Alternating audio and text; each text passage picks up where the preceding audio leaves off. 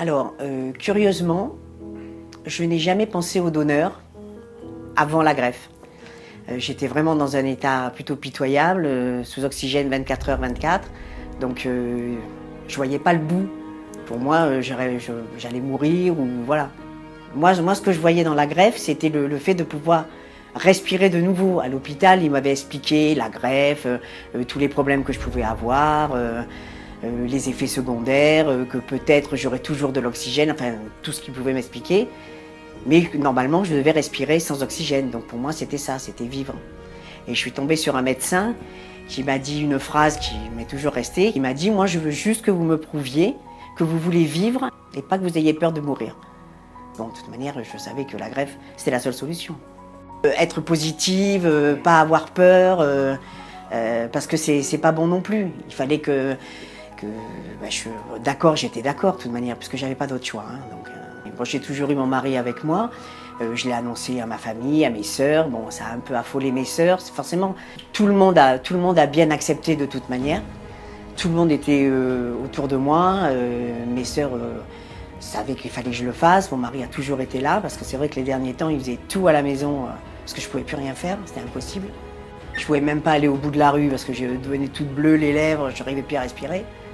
Donc il a toujours été là. Donc j'ai jamais eu ce souci de quelqu'un de négatif autour de moi. Et d'ailleurs, c'est une question qu'ils m'ont posée à l'hôpital. Mais j'ai toujours été plutôt battante. Je me disais que c'était la seule chance que j'avais, donc il fallait que je m'y mette. Depuis 7 ans, j'ai une autre vie. Je revis, j'ai une deuxième vie. Et encore, j'ai pas eu de soucis, moi. J'ai pas eu de soucis après greffe, pas de rejet. C'était vraiment bien, tout s'est très très bien passé.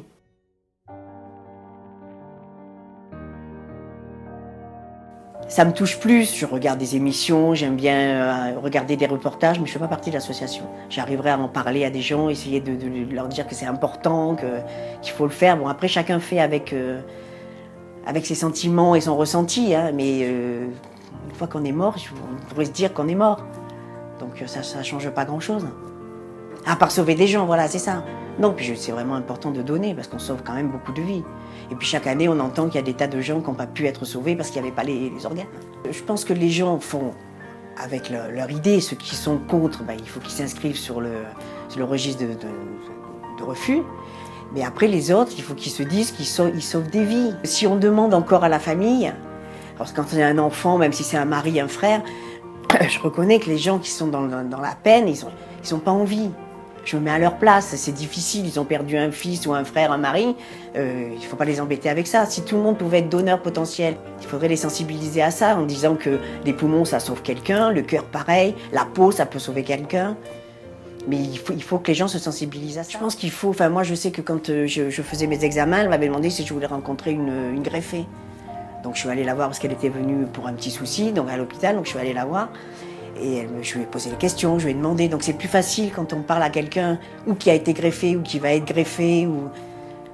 Parce qu'on se rend compte que c'est une personne vivante qui est passée par là. Donc je lui ai posé les questions qui, moi, me faisaient peur et voilà.